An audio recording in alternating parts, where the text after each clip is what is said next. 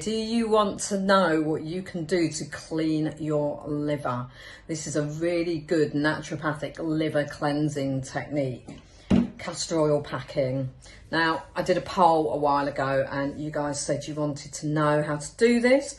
Now, this is the one that I use. It's by a company called Castor. The reason that I like it is that it's got ties on it, which makes it really easy to use. Now, one side's like waterproof and the other side's fleecy. Now, you want to put the waterproof side down on your table. This is the castor oil. This Castor pack does come with some castor oil. And you're just going to drizzle very gently all the way over the cloth.